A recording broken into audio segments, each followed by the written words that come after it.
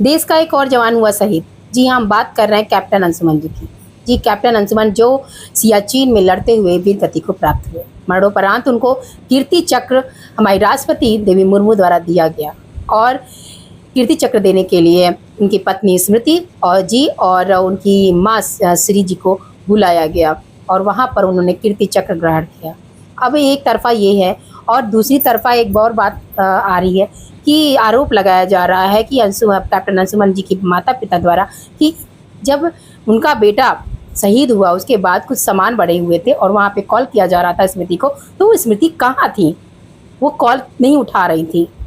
लेकिन जब तो फिर उसके बाद वो सामान जो है उनके माता पिता ने अपनी पास रखवा लिया।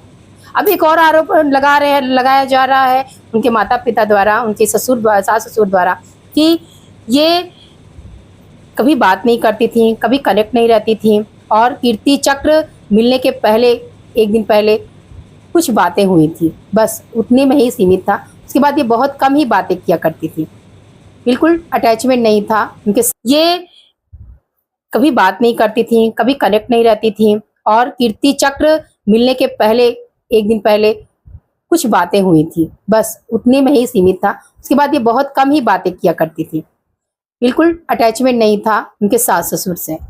और उन्होंने ये आरोप लगाया कि जो उनकी बहू है स्मृति, वो जो कीर्ति चक्र है उनको छूने तक नहीं दे रही, उनके किसी भी सामान को छूने नहीं दे रही, कीर्ति चक्र को छूने तक नहीं, मनाही कर रही हैं। ऐसे कैसे हो सकता है? ऐसे कैसे एक बहू सास ससुर के लिए ऐसे कर सकती है, माता पिता के लिए जिसका बेटा शहीद हुआ? देखिए, जितना शहीद एक पत्नी की पति शहीद हुआ है, उतना ही ज्यादा दर्द भी हुआ होगा माता पिता का वो बेटा, क्योंकि सबसे पहले वो माता पिता के बेटे थे कैप्टन अंशुमन, उसके बाद एक पत्नी का पति था।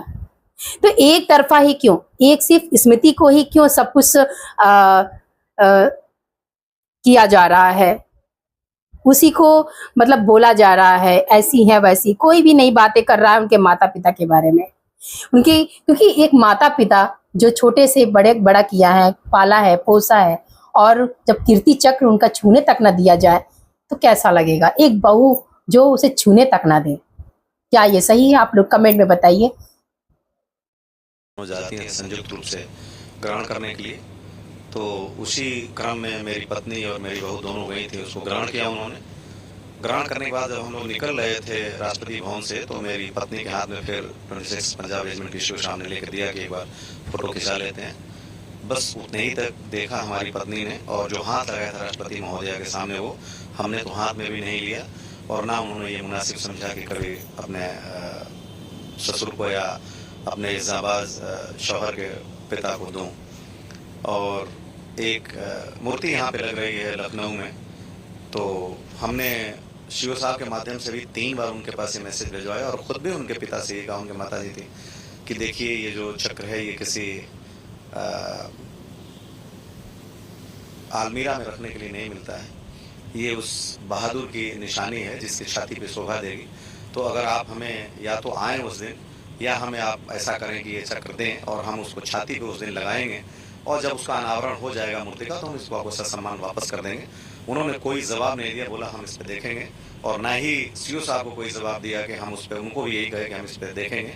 और वो फिर जब हम 6 तारीख को मानेकशा सेंटर के बाद माननीय रक्षा मंत्री से मिलने के लिए गए थे, तो उनसे मिल करके जब तक हम होटल पहुँचे तब तक वो लोग होटल से चेकआउट करके जा चुके थे 12 बजे।